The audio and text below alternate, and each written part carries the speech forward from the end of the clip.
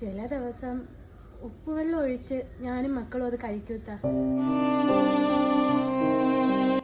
ചിലപ്പോ വിചാരിക്കൂത്ത ആരെങ്കിലും വന്നൊന്ന് കല്യാണം വിളിച്ചിരുന്നെങ്കിലെന്ന്. മക്കൾക്ക് കൊണ്ടുപോയി ഇച്ചിരി പറ്റെങ്കിലും വാങ്ങിച്ചു കൊടുക്കാറുന്നല്ലോ. നിനക്കും പിള്ളേർക്ക് ഇവിടെ വന്ന് കഴിക്കാമല്ലോ. ഓടി വരുന്നത് ഇങ്ങോട്ടേ ഉള്ളൂ. കുടിച്ചോ കഴിച്ചോ എന്ന് ആരും തിരക്കിയിട്ടുമില്ല, നമ്മളോട്ട് അങ്ങോട്ട് പറയാനും പോയിട്ടില്ല. വീടിന്റെ വാടക പോലും കൊടുത്തിട്ട് 3 മാസത്തോളമായി. അതിനും വാടകയോ? മൊത്തം പൊളിഞ്ഞു വീഴാറായി കിടക്കുവന്നല്ലോ.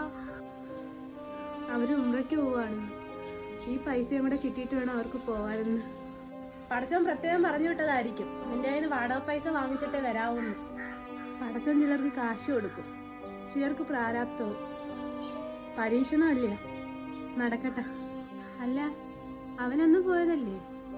ഇനി നിന്നെ കാണാനോ വിളിക്കാനോ ഒന്നും വന്നിട്ടില്ലേ? അവനൊക്കെ കെട്ടാലോ.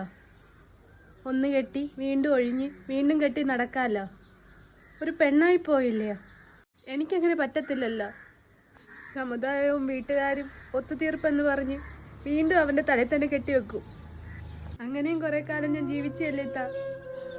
അവൻ്റെ കൊളരുതായ്മയൊക്കെ കേട്ടും കണ്ടും അങ്ങനെ കുറെ കാലവും കൂടി ജീവിച്ചു. അത് കഴിഞ്ഞിട്ട് ഒറ്റ പോക്ക. പോട്ടെ, ഭാഗ്യവാൻ. ഇതൊന്നും കാണണ്ടല്ലോ. അയാളെപ്പോലെ നമുക്ക് എറിഞ്ഞിട്ടിട്ട് പോകാൻ പറ്റത്തില്ലല്ലോ താ. നമ്മുടെ കുഞ്ഞുങ്ങളെ ജീവിക്കും, ജീവിച്ച് കാണിച്ചു കൊടുക്കും. നീ അവിടെ നിൽക്കി. രാവിലെ ഉണ്ടാക്കി 2 അപ്പം ഇരിക്കുന്നു. കുഞ്ഞുങ്ങളെ സ്കൂളിൽ നിന്ന് വരുമ്പോൾ എടുത്ത് കൊടുക്കും.